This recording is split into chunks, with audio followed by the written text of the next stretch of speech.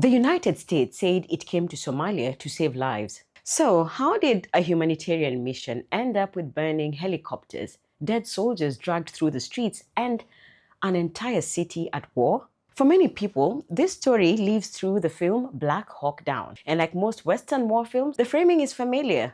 Americans arrive, the enemy becomes the villain, and in the end, America wins. But in Somalia, this battle is not remembered as a story of American heroism.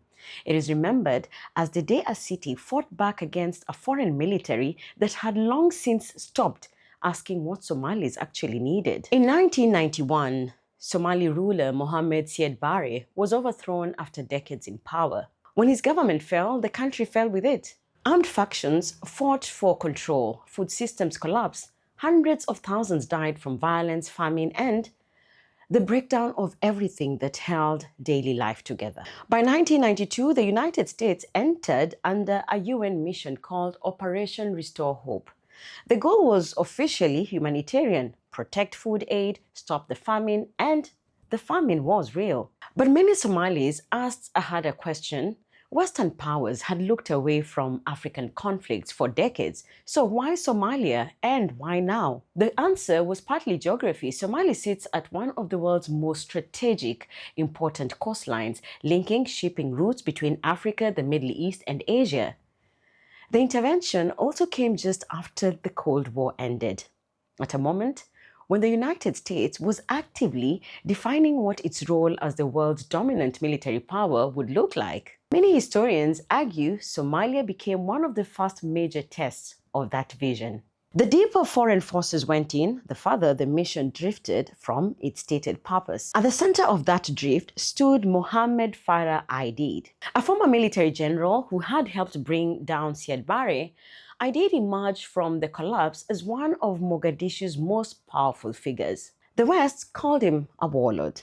Inside Somalia, opinions were far more divided. Many saw a nationalist, resisting foreign interference in his country's affairs. Others blamed him for deepening the civil war. What is rarely mentioned is that Aidid and the United States were not always enemies. Early in the mission, American and UN officials worked alongside various Somali faction leaders, including Aidid. But as the operation expanded from aid delivery into military pressure and political interference, the relationship collapsed. In June 1993, Pakistani UN peacekeepers were killed in clashes linked to Aidid's forces. The UN declared him an enemy and authorized his capture.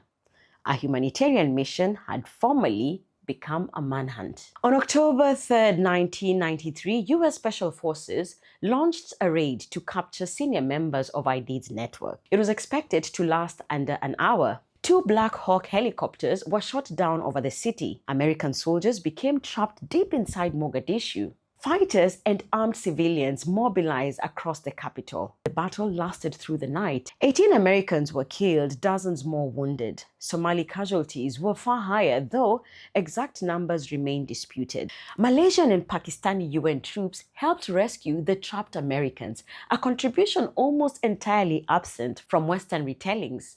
In America, Mogadishu is a story about 18 soldiers. In Somalia, it is a story about a country that was intervened upon, manipulated, and then abandoned. Black Hawk Down made the world cry for the Americans. Nobody made that film for the Somalis.